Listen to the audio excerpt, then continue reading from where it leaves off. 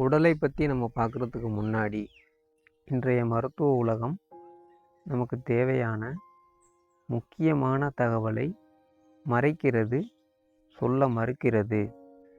இன்றைய சூழலில் நம்முள் பலருக்கும் ஏதோ ஒரு தொந்தரவு உடம்பில் நிகழ்ந்து கொண்டு தான் இருக்கிறது. எந்தவித கெட்ட பழக்கமும் இல்லை. சரியான உணவை தான் எடுத்துகிட்ருக்கோம், இயற்கை உணவை எடுத்துகிட்ருக்கோம். ஆனாலும் நோய் நீங்கவில்லை. நீங்கள் மருத்துவம் பார்க்க வேண்டாம், மருந்து எடுத்துக்க வேண்டாம், மெடிக்கல் மாஃபியா இப்படி கருத்தெல்லாம் நம்ம பதிவு செய்ய போகிறது கிடையாது. மருத்துவரை சந்திங்க, கேள்வி எழுப்புங்க, உங்கள் உடம்பை பற்றி தெரிஞ்சுக்குங்க, சரியான ஒரு மருத்துவரை தேடி கண்டுபிடிங்க.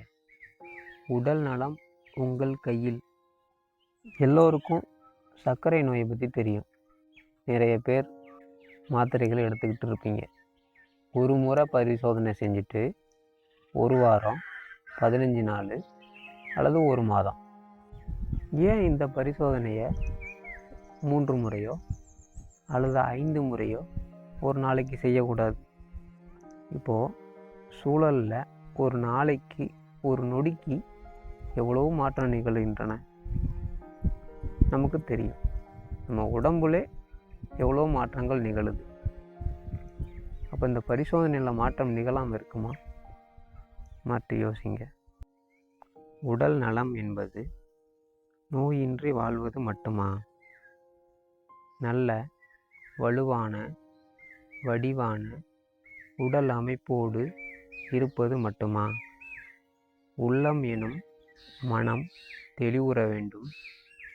மனக்குமுறல்கள் வலுவற்று மனம் அமைதியடைய வேண்டும்.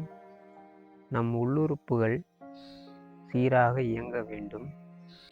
செல்கள் இறப்பும் புதிய செல்கள் பிறப்பும் நிகழ வேண்டும்.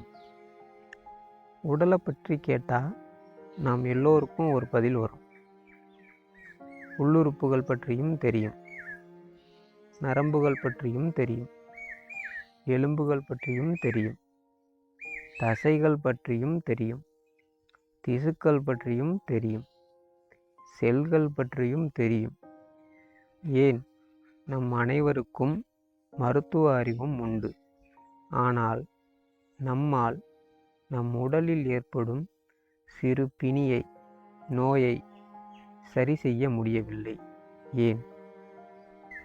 உடலை பற்றியும் மனதை பற்றியும் உயிரை பற்றியும் பலர் பேச நாம் கேட்ட ஒன்றுதான்.